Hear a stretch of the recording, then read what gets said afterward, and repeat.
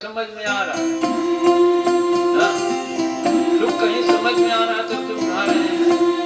हाँ पूछ रहे सुखा है कहाँ पे बस करिए ना।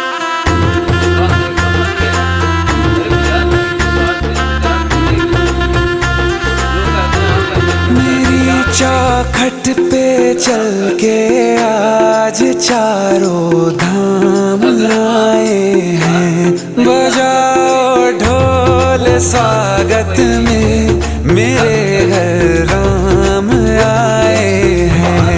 कथा शबरी की जैसे जुड़ गई मेरी कहानी से। न रोको आज धोने दो चरण आँखों के पानी से।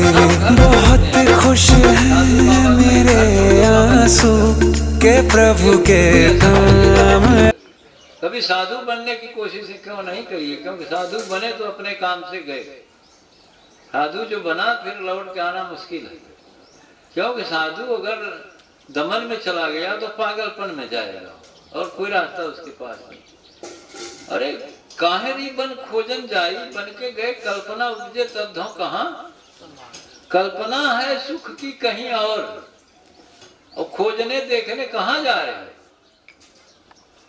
खोजने देखने कहाँ जा रहे हैं, तो घर ही में देखना पड़ेगा। घर में वस्तु बस्त ही घर है और घट ही खोजो भाई।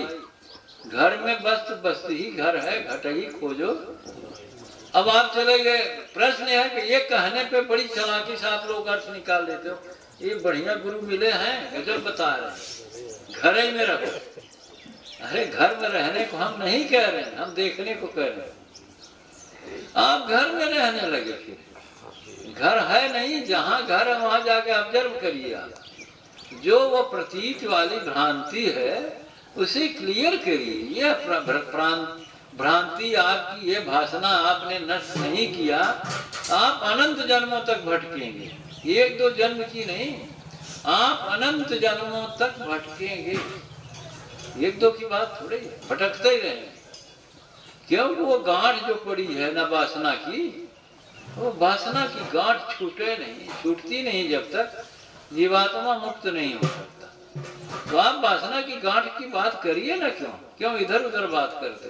तो भुवन जी जैसे कह रहे हैं कि सुख की प्रतीति के लिए मैं स्त्री के शरीर में जो सुख की प्रतीति मैं कर रहा हूँ, तो सुख का जो अर्थ है मैं समझता हूँ ऊर्जा के प्रवाह को मैं कह रहा हूँ, मेरी समझ है।